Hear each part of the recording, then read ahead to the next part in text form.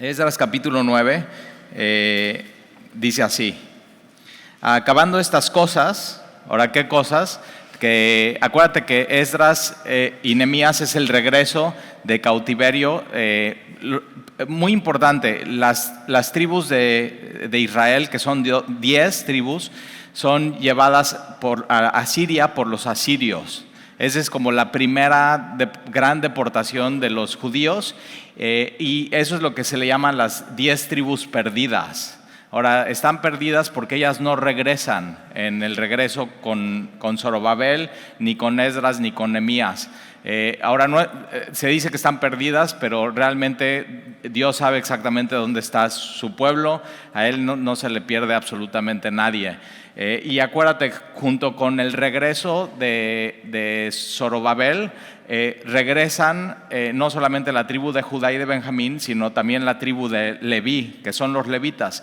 Cuando se reparten la tierra prometida en Josué, acuérdate que a los levitas no les toca un territorio determinado, sino ellos van a todos los territorios a servir todas las tribus. Entonces, cuando son llevados a la deportación, la tribu de Leví, entre ellos los sacerdotes, son llevados también a la deportación, y cuando regresan con Zorobabel, también los sacerdotes, la tribu de Leví regresa, ¿ok?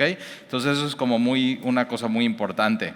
Entonces son llevados a cautiverio a Babilonia, están allá 70 años, ¿no? Jeremías es uno de los que profetiza, Daniel es uno de los que son llevados a Babilonia al cautiverio.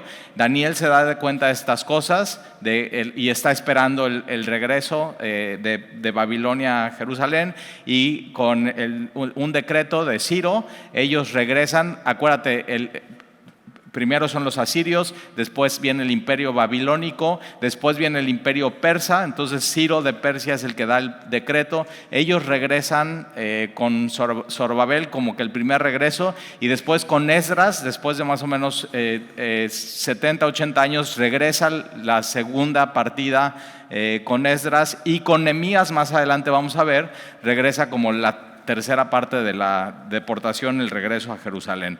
Entonces Esdras regresa, y con él regresan levitas, regresan sacerdotes, regresan personas comunes y corrientes, porteros, cantores, servidores del templo. Y cuando llegan a Jerusalén, una de las cosas que hace Esdras es dispone su corazón, lo vimos la semana pasada, dispone su corazón para inquirir en la palabra de Dios, a buscar a Dios, para aplicar lo que dice la palabra de Dios a su vida, y después para enseñar. Esdras es un escriba que está listo para enseñar.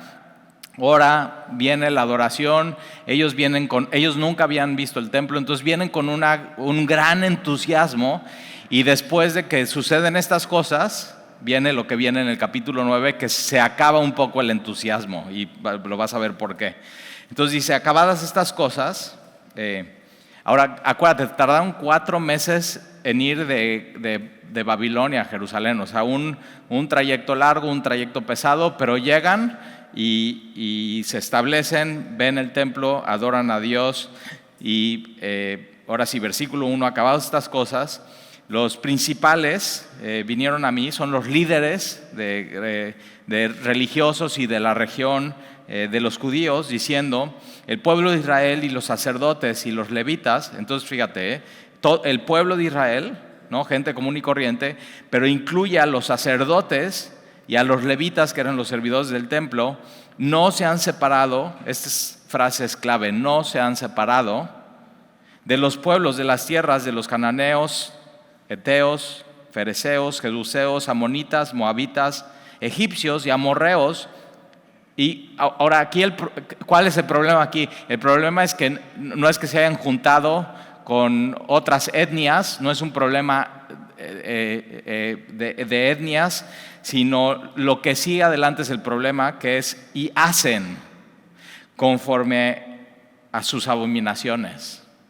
Entonces, cuando lees esto te puedes confundir de que no, es que Dios prohíbe que se unan con otras etnias. No, Dios prohíbe que su pueblo sea como los demás que están en abominaciones. Y abominaciones aquí incluye idolatría. O sea, las abominaciones de todas estas naciones llegaba a tal grado que ellos quemaban a sus hijos vivos ante los dioses paganos. O sea, un ídolo, una estatua de bronce, la calentaban por dentro con leña o con carbón al rojo vivo, y ellos sacrificaban a sus hijos en las manos de esta estatua y vivos se quemaban y morían. Y Dios dice, esos son abominaciones. No solamente entonces idolatría, sino todo esto los llevaba a inmoralidad. Y ya sabes, lo estudiamos desde Primera de Reyes y Segunda de Reyes. Y entonces aquí cuando Esdras llega y viene muy entusiasmado, nunca había pisado Jerusalén, ve el templo, ve la gloria de Dios, se está imaginando, algo más, está viendo eternidad, pero al mismo tiempo ve a sus hermanos y lo que estaba pasando ahí entre ellos, los que habían regresado con Zorobabel, acuérdate, tenían 70 años de haber regresado, es una generación, y ellos con sus hijos y ya tienen nietos, están en idolatría. Ahora, ¿por qué habían sido llevados los de Israel a Siria y por qué habían sido llevados los de Judá a Babilonia? Por idólatras. Y de pronto regresan y la primera y segunda generación están haciendo lo mismo. Y eso es lo que ve Esdras ahí. Y siempre ves al pueblo de Dios batallando con esto y tropezando con esto. Su talón de Aquiles eran unirse en relación íntima, matrimonial, con las naciones alrededor que eran completamente paganas, idólatras. ¿Y a dónde crees que se inclinaba el corazón de ellos? A la idolatría. No es de que, bueno, pues voy a agarrar, soy judío, voy a agarrar esta chavita que es moabita y voy a convertirla a Jehová de los ejércitos. Realmente no sucedía eso. El talón de Aquiles del pueblo de Dios era se inclinaba hacia la carne y no hacia el espíritu. Y hay que tener mucho cuidado con esto. Y al final de este estudio vamos ¿qué dice el Nuevo Testamento acerca de esto? 3 cosas muy importantes y muy claras que dice el Nuevo Testamento acerca de eso. Entonces, hacen conforme a sus abominaciones. Estos hacen cosas detestables. Era ya como su forma de vida. Y acuérdate que Dios escogió a su pueblo para ser un pueblo separado. Eso es lo que significa un santo, un pueblo separado para Él, para que no fuera igual que todas las naciones. Y entonces, versículo 2, porque han tomado de las hijas de ellos para sí. Y no nada más ahora fíjate, los líderes y los sacerdotes, los líderes espirituales que tenían que ser intachables y dar el ejemplo, están dando un pésimo ejemplo y están inclinando su corazón, en vez de inclinar su corazón hacia Dios, están inclinando su corazón hacia idolatría. Y entonces ellos han tomado hijos para sí y para sus hijos. Ahora, un punto importante, acuérdate, cuando pasa esto en Jerusalén, los muros están destruidos, la ciudad, ellos vienen de Babilonia, donde hay muchísima gloria, muchísimo oro, muchísima plata, está lleno de idolatría, pero eso conlleva un buen comercio, la gente quiere llegar ahí y llegan a Jerusalén y se dan cuenta, aquí no hay eso. Pero las naciones vecinas como que les está yendo mejor. ¿Y por qué no caso a mi hijo con una hija de ellas? Y entonces pues ya le puede ir como que mejorcito, sin importar que al final que están inclinando su corazón a cosas detestables. Y tenemos que tener mucho cuidado y guardar nuestro corazón para con estas cosas. Una de las cosas que algún día yo escuché a un pastor que dice, le hacen esta pregunta en una conferencia y le dicen, pastor, ¿tú qué preferirías? ¿Que tu hija se case con un no cristiano millonario de Texas, dueño de pozos petroleros y gasolineras, no cristiano, o con un cristiano en una población de África donde son pobres y son perseguidos? ¿Qué prefieres? Tremenda pregunta. Y yo digo, yo tengo hija y tengo mis hijos digo, mi carne pues con el petrolero. La vida puede ser más fácil así. Tu carne, ¿ya ves cómo te inclinas hacia lo carnal? Ya, ahí está. ¿Y qué es lo que él contesta? 1000 veces con el hombre de una ciudad pobre, que están siendo perseguidos, pero que son cristianos y aman a Dios. Entonces, una de las cosas que tenemos que orar por nuestros hijos es que Dios incline su corazón para que se puedan guardar y puedan esperar el hombre o la mujer de Dios que tenga para ellos. Y constantemente estárselos diciendo. Y ya sé, siempre hay una cosa y otra, pero es mi consejo y mi recomendación. Yo lo hago con mis hijos. Ahora, que te hagan caso es otra cosa, ¿verdad? Pero como papás tenemos que estar claros en eso. O sea, tiene que haber totalmente claridad en qué es lo que queremos para ellos y cómo tenemos que ayudarles a inclinar su corazón ante esas cosas. Ahora, para que nuestros hijos escojan esos, ellos tienen que nacer de nuevo primero, por si no, no sirve de nada. Entonces no puedes esperar que alguien que no ha nacido de nuevo tenga esa expectativa de Dios. Entonces tenemos que darles el Evangelio, no pensar que son más espirituales de lo que realmente son, no, o sea, no esperar algo de ellos que no, y ahí está. Entonces estamos aprendiendo juntos, ¿verdad, Semilla? Y entonces, porque han tomado de las hijas de ellos para sí y para sus hijos, y el linaje santo, tiene que ver con la semilla de Abraham, ¿no? Que la semilla de Abraham, acuérdate, el padre de la fe, es muy importante porque de la semilla de Abraham y del linaje de Abraham, de Isaac y de Jacob, y después de Isaí y después de David, viene el Mesías. Entonces lo que Dios está cuidando en esto, en su pueblo, que al final es una plataforma para que el Mesías venga y nosotros podamos conocer a Dios a través de cómo trata con su pueblo, ellos tenían que cuidar el linaje sobre todo para eso, porque de ahí venía Jesús. Y si se pierde el linaje, ¿te das cuenta?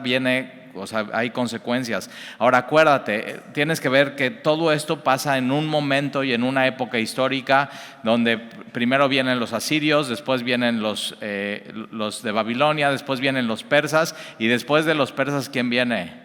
Los macedonios, Alejandro Magno, lo vimos el domingo, ¿te acuerdas? Y de pronto ya conectamos el Antiguo Testamento con el Nuevo Testamento, donde Tesalónica, le ponen Tesalónica a esa ciudad, porque Tesalónica es la hija de Filipo III, que es papá de Alejandro Magno y de esta princesa que se llama Tesalónica. Y entonces estos 300 años de la venida de Jesús. Ahora ellos están a 1 o 2 generaciones de que llegue Alejandro Magno. ¿Y qué necesitan? Ser una nación fuerte, espiritualmente fuerte, estar bien, sus fundamentos puestos. Y puedes leer un poco de la historia de cómo llega Alejandro Magno a Jerusalén y qué sucede. Encuentra una nación fuerte y te vas a dar cuenta, no llega a conquistar, llega con paz, porque Dios le da una visión a Alejandro Magno de un hombre vestido raro, no entiende qué es, y es un hombre, y después puedes hacer ese match, y es un hombre vestido de sacerdote, con sus ropajes y todas sus vestiduras.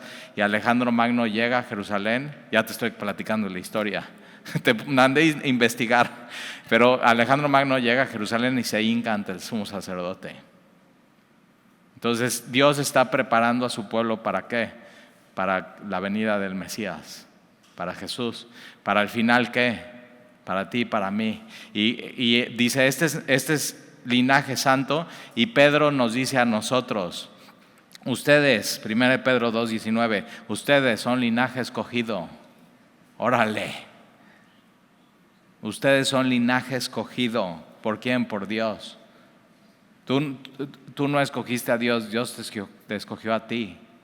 Hizo una nueva creación, hizo su iglesia. ¿Y qué somos? Somos linaje escogido, somos real sacerdocio.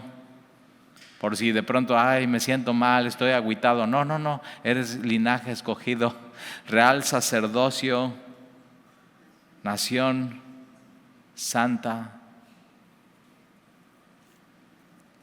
separados. Por eso no podemos ser igual a los del mundo. Y Jesús dice eso, ustedes no son del mundo, pero están en el mundo. Entonces se tiene que ver la diferencia entre nosotros y el mundo. No, ojo, los judíos no eran mejores que las otras naciones, ya vimos.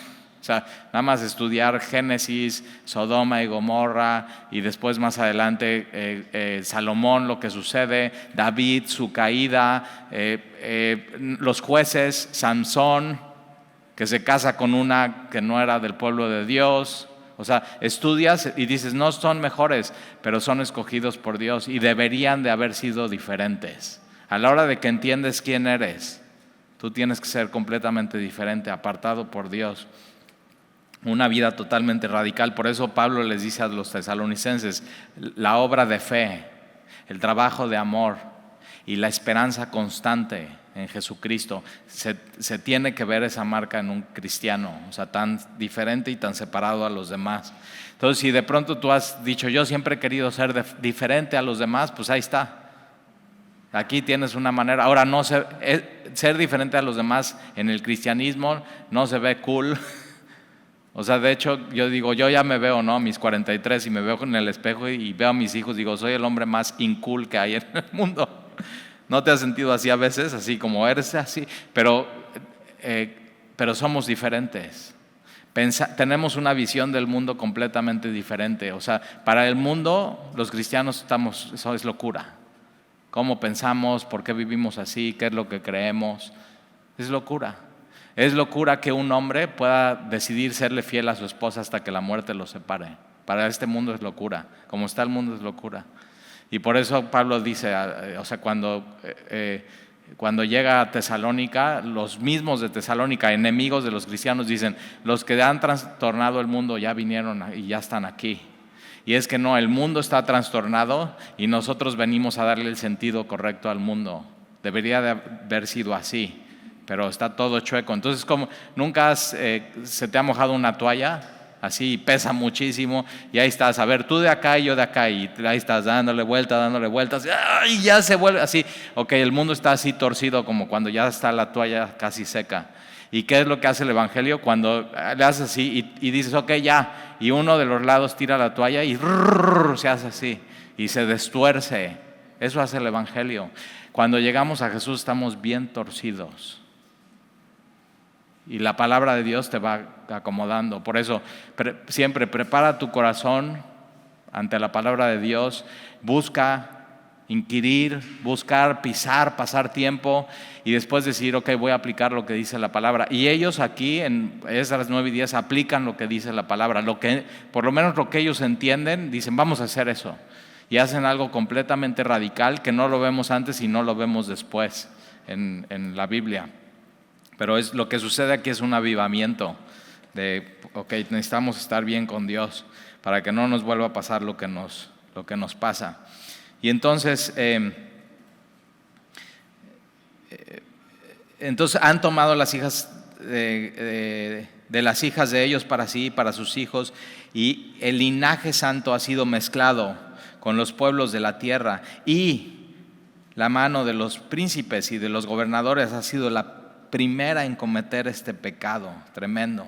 O sea, deberían ser ejemplo y no son ejemplo. Versículo 3. Cuando oí esto, rasgué mis vestidos. O sea, ve este cuate Esdras, se veía sacerdote y vamos de regreso 4 meses, un buen líder, escucha esto y se vuelve loco. Ve.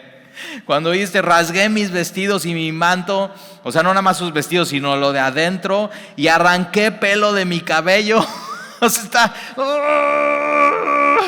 ¿qué están haciendo? Así, no lo puedo creer. O sea, por esto fuimos a cautiverio. ¿Cómo puede ser? Y los líderes, y los principales, y los sacerdotes que deberían ser el ejemplo.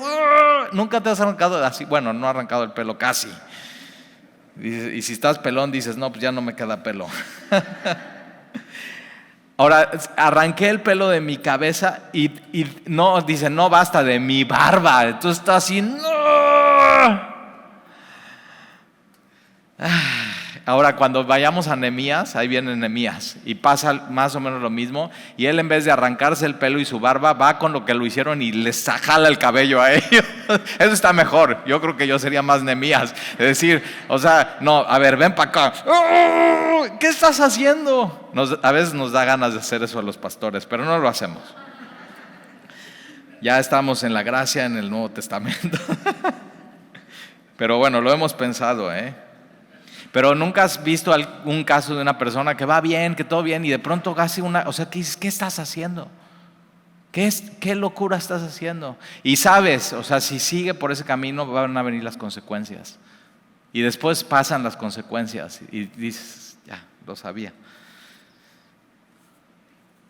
Cuando alguien se va de semilla, sí, sabemos está mal su vida, le animamos, le confrontamos, le decimos, siempre decimos eso, bueno, pues aquí lo esperamos de regreso. Y vamos a tener las curitas y el agua oxigenada y el suero de la gracia. Así ya, siéntate, eso, ven, ya sabíamos, bienvenido, sí. Ya sabemos cómo vienes, ni nos tienes que platicar. Entra, o sea, y a veces la iglesia es eso, es un hospital para el alma, ¿verdad?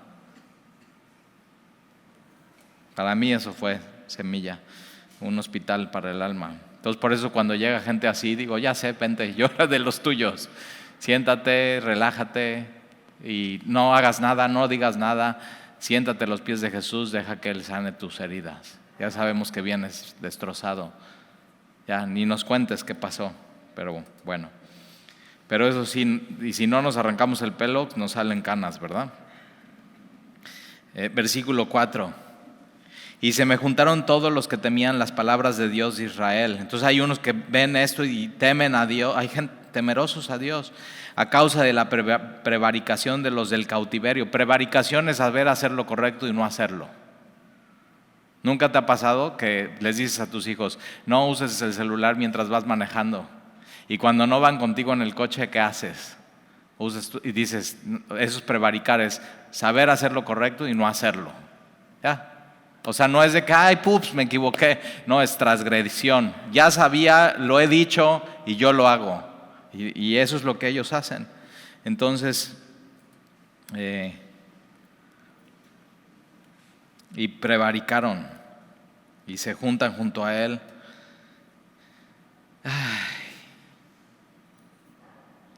Mas yo estuve muy angustiado hasta la hora del sacrificio de la tarde. Entonces los líderes van en la mañana y él está muy angustiado por esto.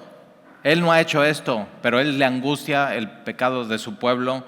Y ahora hay gente que le vale, que otros pequen y que otros vayan contra Dios, pero hay otros que no les vale y que esto les angustia. Y Esdras se sienta, está angustiado y por horas está nada más pensando hasta las 3 de la tarde, hasta la hora del sacrificio, a las 3 de la tarde. A las 3 de la tarde es cuando Jesús, a la hora del sacrificio y de la oración, entrega su espíritu y dice, consumado es, hecho está. Y Jesús viene a arreglar todo esto más adelante en el Nuevo Testamento. Versículo 5, y a la hora del sacrificio de la tarde me levanté de mi aflicción y habiendo rasgado mi vestido y mi manto me postré de rodillas y extendía mis manos a Jehová mi Dios y dije, Dios mío, confuso y avergonzado. O sea, el pecado trae confusión a la vida del pueblo, mancha algo que es hermoso y dice, o sea, qué vergüenza, Dios. Qué vergüenza que tú nos estás regresando del cautiverio y nosotros estamos reaccionando así. Y ve qué vergüenza que después de que entendemos que Jesús murió en la cruz, seguimos practicando algo, un pecado en nuestra vida, seguimos con una vida pecaminosa. Qué vergüenza. O sea, Hebreos dice, es como pisar la sangre de Jesús. Así, no me importa. Ah, sí, moriste por mí, pues mira, me vale. Tienes que pensar que cuando estás pecando en tu vida, después de conocer a Jesús, y estás pecando, tienes que ir y tienes que pasar por encima de Jesús y de la cruz y de su corona de espinas y pisarle y escupirle y verle a los ojos y decir, no me importa, y así, para poder cumplir tu transgresión.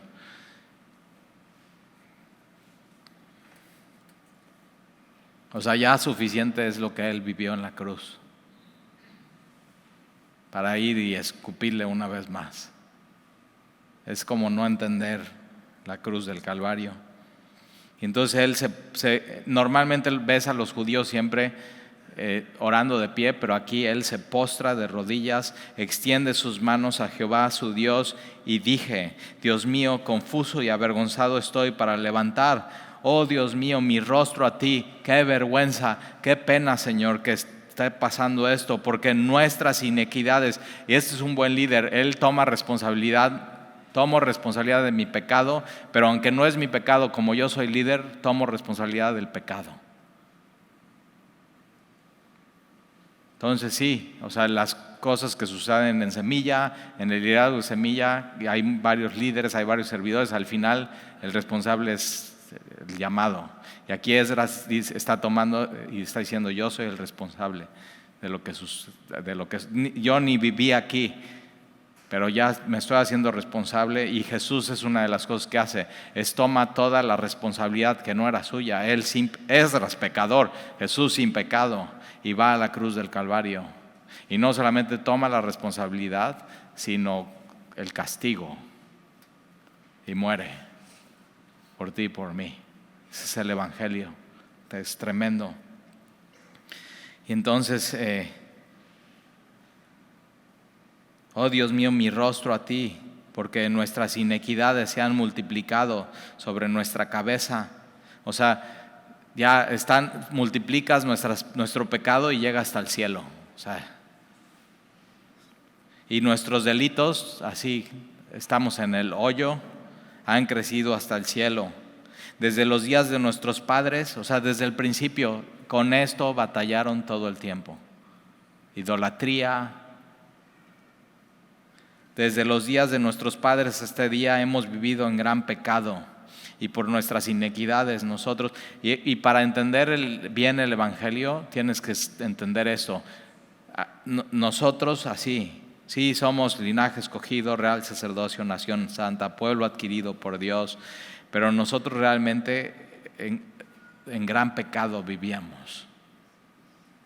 O sea, ese es todo el pueblo de Dios tenía esto, pecadores. Pero entonces, ¿qué eres? Un pecador redimido, un pecador escogido por Dios, un pecador hecho nación ahora santa. Por eso pueblo adquirido, no eras pueblo y te hizo pueblo. Y te adquirió ¿con qué? Con la sangre de Jesús. Costo altísimo, por gracia, No hay que hacer nada ni pagar nada, simplemente es aceptarlo. Y por nuestras iniquidades nosotros, nuestros reyes y nuestros sacerdotes, hemos sido entregados en mano de los reyes de la tierra, espada, cautiverio. O sea, si fuimos a cautiverio fue por nosotros. A robo, o sea, sacaron del templo, ¿te acuerdas? Todo, oro, plata, el arca del pacto, y a vergüenza que cubre nuestro rostro como hoy día. Estos versículos, el versículo 7, por eso mismo sucedió el cautiverio. O sea, y una de las cosas que sabe hacer Esdras es poner el dedo en la llaga. Por esto. Y ahora, versículo 8, y ahora por un breve momento, un momento de gracia. Este es el Dios de la Biblia, El Dios de la Biblia pone el dedo en lo que es, en el pecado y en la llaga, pero muestra gracia al mismo tiempo. Entonces no te deja mostrándote tu pecado, sino te da la solución. Ese es el Dios de la Biblia. O sea, por eso tan enamorados de Él estamos. Y ahora por un breve momento ha habido misericordia de parte de Jehová nuestro Dios para hacer que nos quedase un remanente. Y dice, aquí estamos. Si estamos aquí es por Dios, deberíamos estar muertos en Babilonia, pero si estamos aquí es por Dios, y Él nos hizo libres. Ahora eran libres a medios porque seguían siendo una colonia de Babilonia, pero Él dice, no, somos libres, o sea, ya estamos aquí, y para darnos un lugar seguro en su santuario, a fin de alumbrar nuestro Dios, nuestros ojos. Entonces, ve, Señor, abre nuestros ojos, alúmbranos ¿a qué? A tu verdad, danos claridad. Eso está pidiendo Esdras, danos claridad. ¿Para qué? Para ver nuestro pecado. Hay gente que no ve su pecado, o que lo minimiza, o que lo racionaliza, y danos claridad para ver tu pecado, pero al mismo tiempo ver tu gloria, y ver tu misericordia, y ver tu gracia, y ver tu luz, para poder seguirte, para saber qué es lo que quieres que hagamos, a fin de alumbrar nuestro Dios nuestros ojos y darnos un poco de vida en nuestra servidumbre. un avivamiento. Revívenos, Señor, porque siervos somos, mas en nuestra servidumbre no nos has desamparado, nuestro Dios. Dios, nosotros sí te desamparamos, pero tú nunca. Dios fue con ellos a Babilonia. Dios nunca los dejó, ellos sí dejaron a Dios. Y esa es la fidelidad de Dios, que aunque nosotros seamos infieles, Él permanece fiel. Es increíble.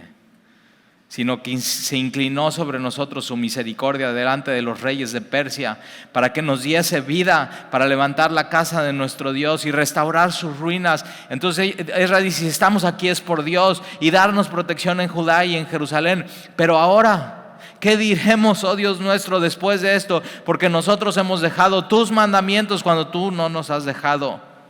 Tus mandamientos que prescribiste por medio de tus siervos los profetas, diciendo: la tierra a la cual entráis para poseer, la tierra inmunda es a causa de la inmundicia de los pueblos de aquellas regiones, por las abominaciones de que han llenado del uno al otro extremo con su inmundicia. Ahora pues, no daréis vuestras hijas a los hijos de ellos, ni a sus hijas tomaréis para vuestros hijos, ni procuraréis jamás su paz ni su prosperidad, para que seáis fuerte. Una de las cosas que los debilitaba era eso, y cada generación eso, lo mismo, caían en lo mismo. Y Dios quiere que estés fuerte, que no te debilites.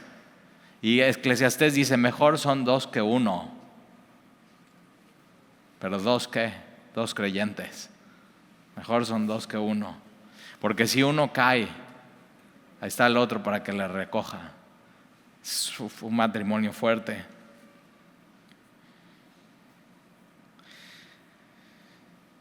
Para que seas fuerte, eso quiere Dios. Y comas el bien de la tierra, prosperidad, y la dejéis por heredad a vuestros hijos para siempre. Y Dios estaba cuidando el linaje, Jesús. Mas después de todo lo que nos ha sobrevenido a causa de nuestras malas obras y a causa de nuestro gran pecado, ya que tú, Dios nuestro, no nos has castigado de acuerdo con nuestras iniquidades, y nos diste un remanente como esto, ¿hemos de volver a infringir tus mandamientos? No. Y a emparentar con pueblos que cometen estas abominaciones. No te indignarías con nosotros hasta consumirnos, sin que quedara remanente ni que escape. Oh Jehová, Dios de Israel, tú eres justo, puesto que hemos quedado un remanente que ha escapado. Nosotros hemos escapado de la muerte, como en este día. Henos aquí delante de ti nuestros delitos, porque no es posible estar en tu presencia a causa de esto. Pero aquí estamos por tu misericordia. Y mientras oraba Esdras y hacía confesión, muy importante la confesión. Juan dice: si confesamos nuestros pecados. Esta palabra confesión es si nos ponemos de acuerdo con Dios, que Dios dice que es malo y es pecado, y es pecado. Y no racionalizamos, no le damos la vuelta, no lo minimizamos, es lo que es. Dios nos habla claro en su palabra, es lo que es. Y entonces, confesión, y la confesión trae un cambio verdadero.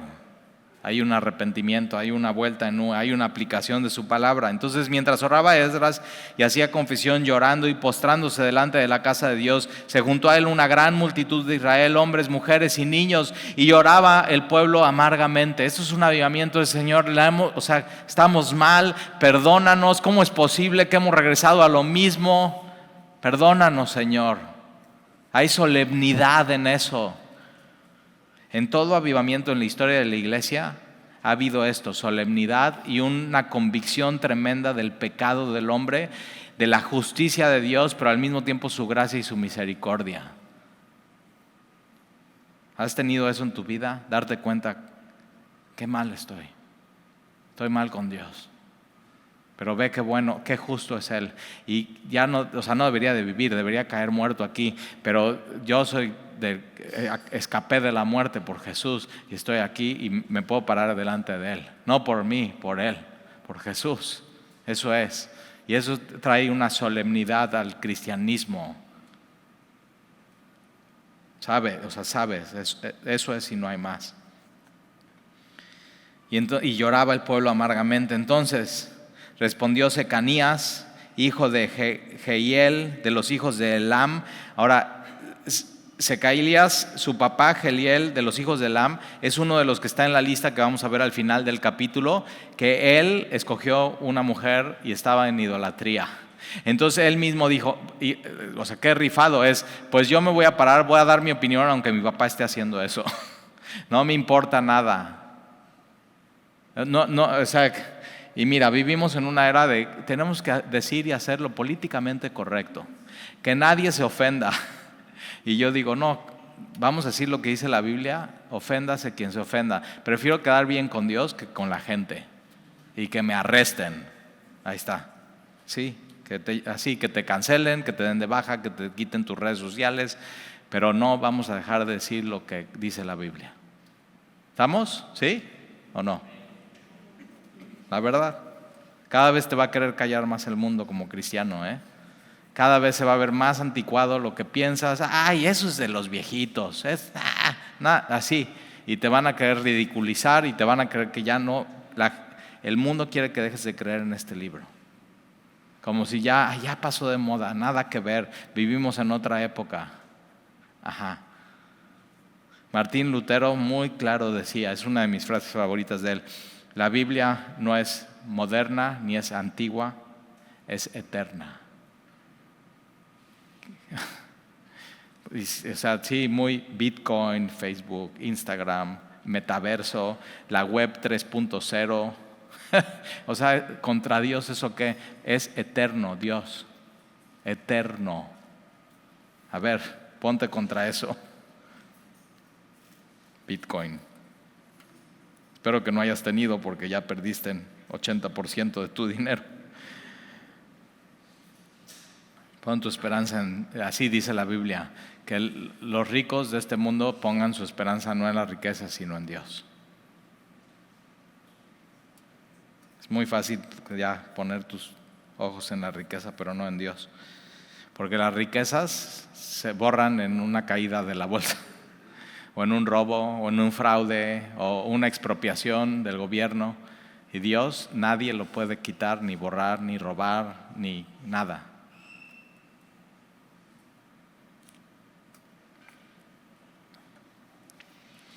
Y entonces respondió Secanías, hijo de Geliel, fíjate cómo no viene de Esdras esta como sugerencia, sino es Secanías, hijo de Geliel, de los hijos de Elam, y dijo a Esdras: nosotros hemos pecado contra nuestro Dios, pues tomamos mujeres extranjeras de los pueblos de la tierra, mas a pesar de esto aún hay esperanza para Israel. Esto es Dios.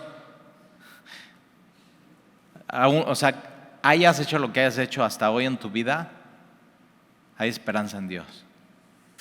Él te puede dar una segunda oportunidad. Y aquí lo que hacen es confiesan y dicen: vamos a arreglar lo que arruinamos. Y eso es lo que tienes que hacer con tu vida: confesar a Dios y arreglar lo que has arruinado. Restaurar tu relación con Dios y con los demás. Pero aquí es algo radical y en vez de restaurar una relación van a romper una relación. Es tremendo, ¿eh? O sea, ni una película de las de hoy de Netflix tan buena como. O sea, esto es tremendo lo que sucede. Y entonces, a pesar de eso hay esperanza. Ahora pues, versículo 3, hagamos pacto con nuestro Dios, que despediremos a todas las mujeres y los nacidos de ellas, a sus hijos, según el consejo de mi Señor, y los que temen el mandamiento de nuestro Dios, y hágase conforme a la ley. Algo radical, algo que los que están escuchando, los que están en un matrimonio así y que ese matrimonio los ha llevado a idolatría y a ir contra Dios, van a divorciarse y van a dejar ir a sus esposas con sus chiquitos y con sus hijos, y eso te quitaría el aliento. Dices: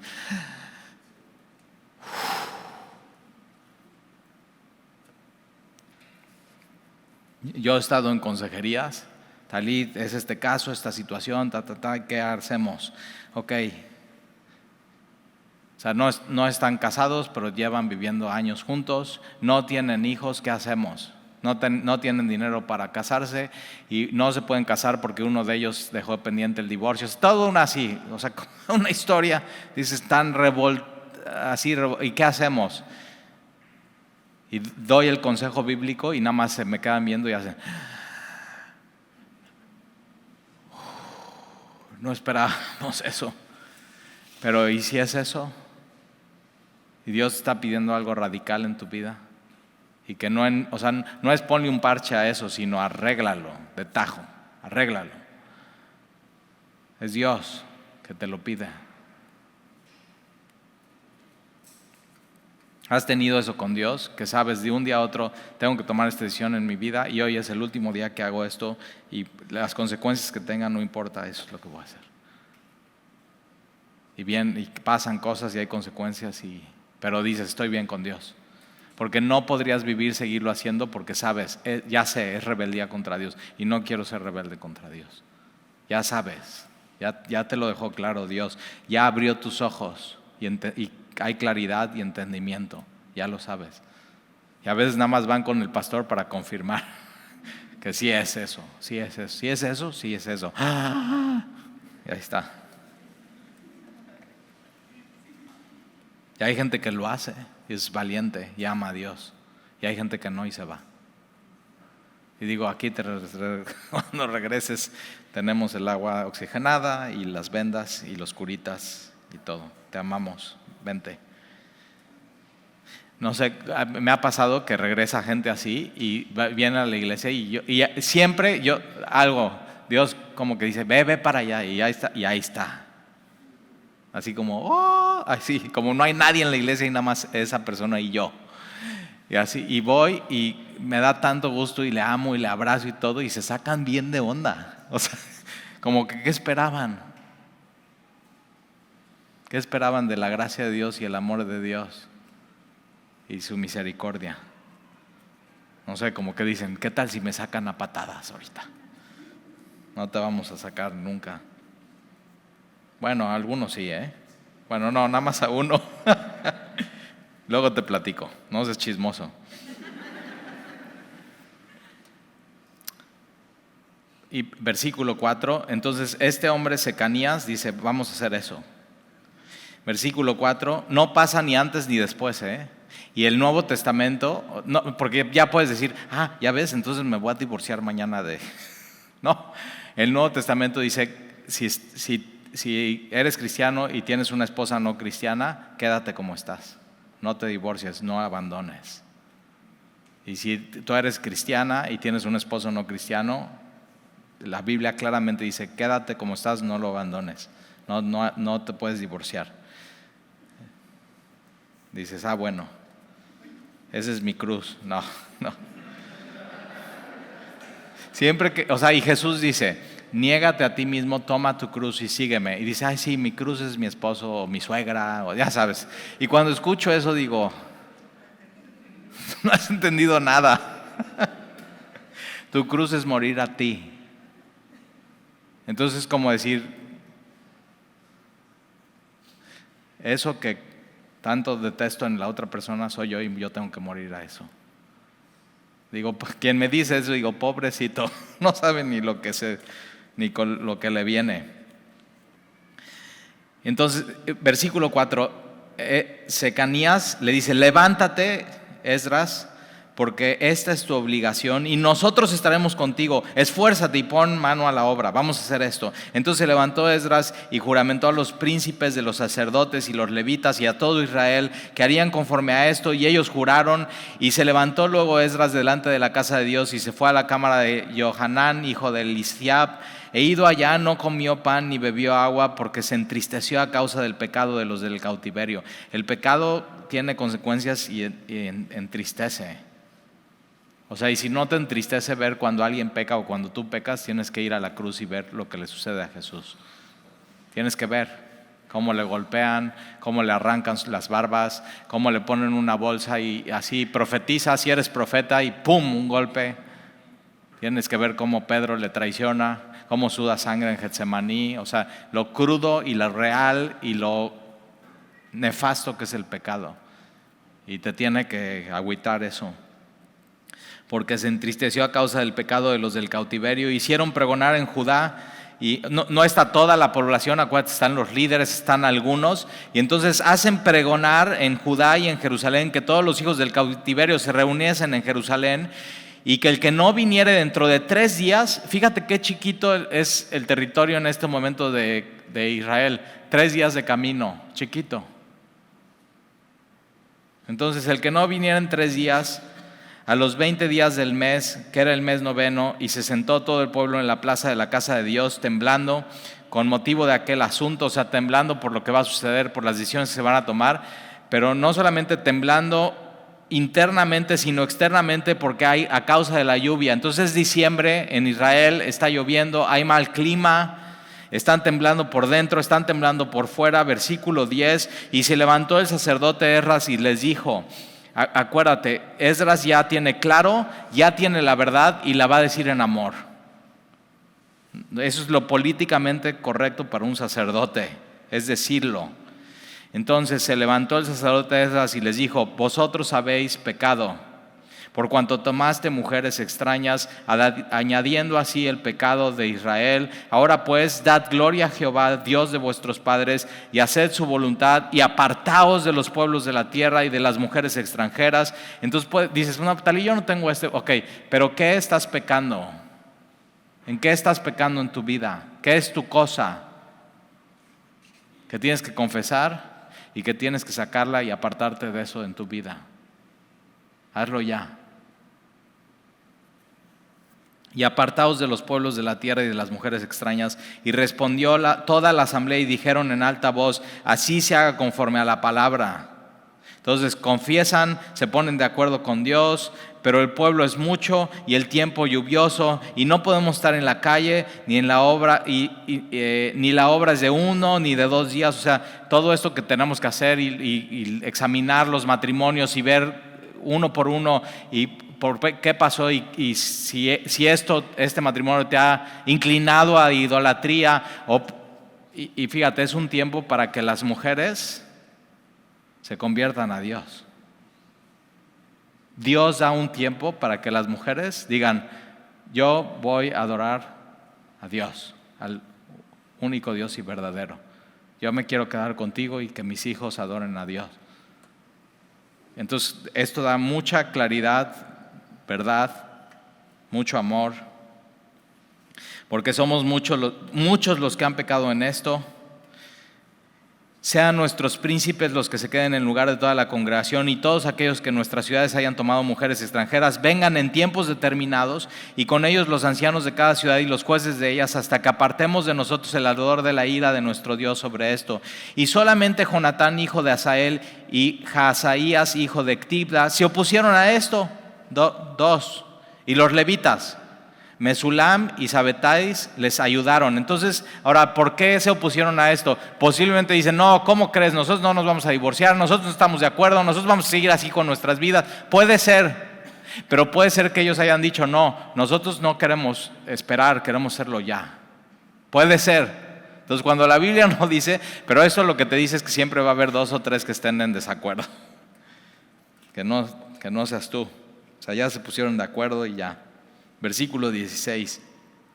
Así hicieron los hijos del cautiverio y fueron apartados el sacerdote Esdras y ciertos varones jefes de las casas paternas según sus casas paternas, todos ellos por sus nombres. Se sentaron el primer día del mes 10 para inquirir sobre el asunto y terminaron el juicio de todo. O sea, venían los matrimonios, se examinaban, veían el caso en particular y terminaron el juicio de todos aquellos que habían tomado mujeres extranjeras el primer día del mes primero. 3 meses se tardaron, un gran trabajo. 3 meses de todos los que pecaron iban. Y entonces, versículo 18, de los hijos de los sacerdotes que habían tomado mujeres extrañas fueron hallados estos. Ahora, estos son nombres, son 110 o 114 nombres que tú no quieres estar en esta lista. O sea, si van a sacar la foto, estos son, o sea, ya al final de toda la lista. Ahora fíjate, más o menos, si te gustan los números y estadística, puedes ver cuántos regresaron con Zorobabel, cuántos regresaron con Esdras, más o menos cuánta población había, más sus hijos, más sus nietos, más y si sacas cuántos matrimonios se divorciaron, es la mitad de 1% de los matrimonios de Israel, de los judíos. Nada. Quiere decir que en este proceso de 3 meses algo sucedió. Y solamente 114 salen en esta foto, que no quisieras tú salir en esta foto. Y mira, de los hijos de Jesúa, y ahora, estos son los sacerdotes, de los hijos de Jesúa, hijo de Sodac, el sacerdote que sale de Babilonia, de la cautividad. Él debería ser el líder, y él cae en esa lista. Y de sus hermanos Masías, Eliezer, Jarib, entonces, lo primero en la lista son los líderes, porque son los de mayor responsabilidad. Son los que no deberían estar en esa lista, pero ahí están como número en la lista. Y dieron su mano en promesa de que despedirían a sus mujeres y ofrecieron como ofrenda por su pecado un carnero del rebaño por su delito. De los hijos de Imer, Hanani y Zebadías. De los hijos de Harim, Masías, Elías, Semaías, Jehiel y Usías. Ahora fíjate, versículo 26. De los hijos de Elam, Matanías, Zacarías, Jehiel, Abdi, Jermot y Elías. Eliam es el papá de Jehiel, y Jehiel es el papá de Secanías, el que dijo vamos a hacer esto. Y eso están en la lista, y no hubo arrepentimiento y no arreglaron su asunto. No lo arreglaron simplemente. Y versículo 42, Salum, Amarías y José. Y de los hijos de Nebo, Jahiel, Matatías, Sabat, Sebina, Jaduat, Joel y Benaya. Todos estos habían tomado mujeres extranjeras. Acuérdate, no era por la etnia, porque Ruth, casada con Boaz, era una moabita, pero decidió seguir a Jehová. Muy importante esto, ¿ok? No es un tema, para Dios no hay diferentes razas, hay una raza y es la raza humana. Es eso, y todas las razas necesitan a Dios. Y entonces todos estos habían tomado mujeres extrañas. Ahora, ¿alguna vez has visto una película, no? Vas al cine y estás así, y duran mucho, así 2 horas, 20 minutos. Digo, ¿quién hace una película tan larga? O sea, no te alcanzan las palomitas. Y no hay intermedio. Antes había intermedio y la verdad, después de los 40 ya no aguantas 2 horas y 20 sin ir al baño. O sea, ya te tomaste la coca grande, dices, no, híjole, si estás esperando que no esté tan bueno y vas al baño y regresas y ya ves el final. Pero nunca te ha pasado que está buena la película y vas y de pronto se acaba de la nada y ya no sabes qué pasó. Y así, yo casi no voy al cine, pero cuando voy al cine y pasan esas películas o las veo en mi casa, volteo con Sandy y digo, ¿y luego? Y así termina Esdras. ¿Y luego?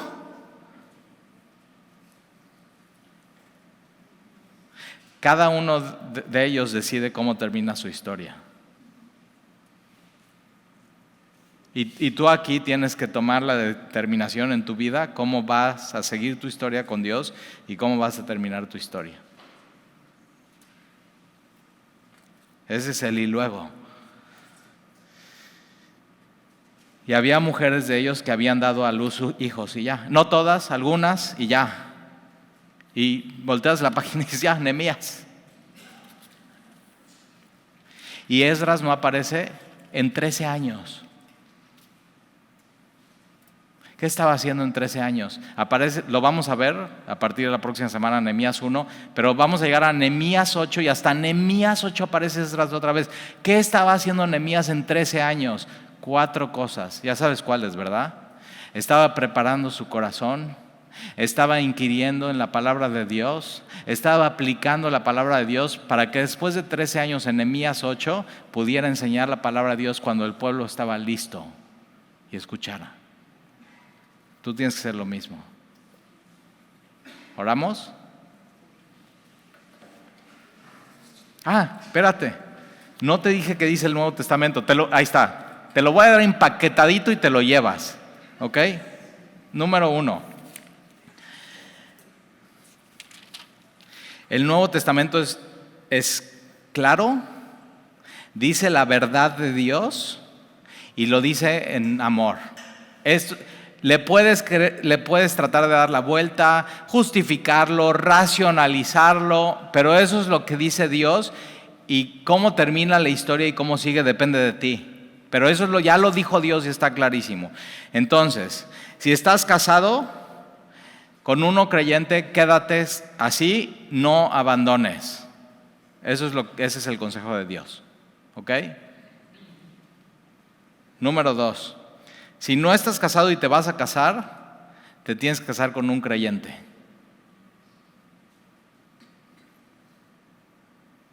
Talí, es que... No. Eso es lo que dice Dios.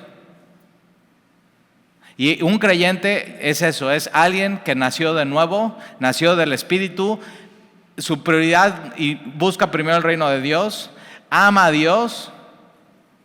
Y Jeff y Bonnie, que vienen a dar conferencia de matrimonio, dicen, no te cases con un cristiano.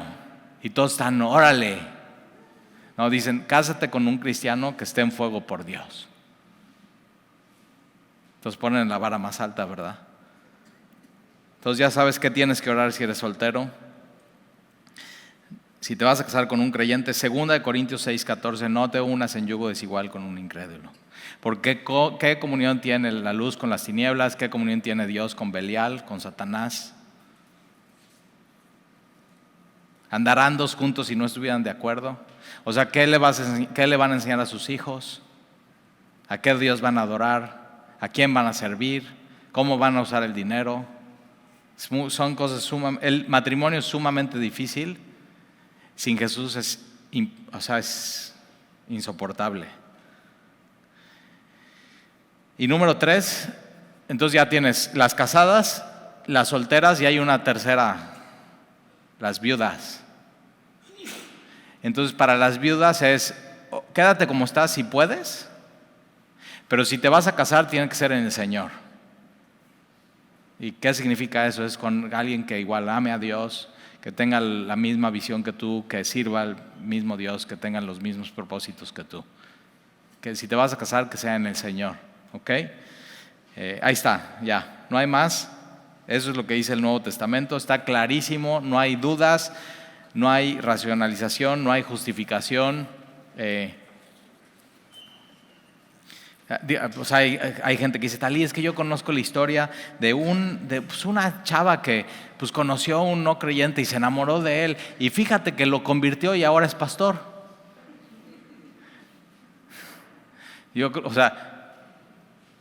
Menos de la mitad del 1%. O sea, yo te puedo platicar historias de terror. Entonces yo digo, mira, mejor obedece a Dios. O sea, es lo mejor. Y créele a Dios y confía en Dios en tu vida. Entonces, ahora sí vamos a orar, ¿verdad? ¿Se te olvida algo? No. Ok. Señor, gracias te damos por tu palabra, por tu misericordia, por la claridad de las Escrituras, porque tú no dejas ninguna duda, porque tú nos amas, porque somos nación santa, pueblo adquirido. Hemos sido apartados para ti, real sacerdocio, escogidos para ti, por ti y de ti, para anunciar tus virtudes. Para eso nos has llamado, Señor. Y gracias porque nos enseñas en el Antiguo Testamento y hoy lo podemos unir y tener claridad con el Nuevo Testamento y no quedarnos ninguna duda. Y Señor, si hay alguien aquí hoy que tiene que dejar algo que simplemente ha estado parchando en su vida, pero no lo ha dejado, que hoy sea ese día de confesión, de arrepentimiento, de tristeza y de decir hasta aquí llega esto, ya no más. Y te lo pido, Señor, lo ponemos delante de ti y te amamos y te bendecimos y ayúdanos a siempre decir la verdad, ayúdanos a no ser políticamente correctos, sino estar bien contigo, correctos contigo. Y te lo pedimos en el nombre de Jesús. Amén.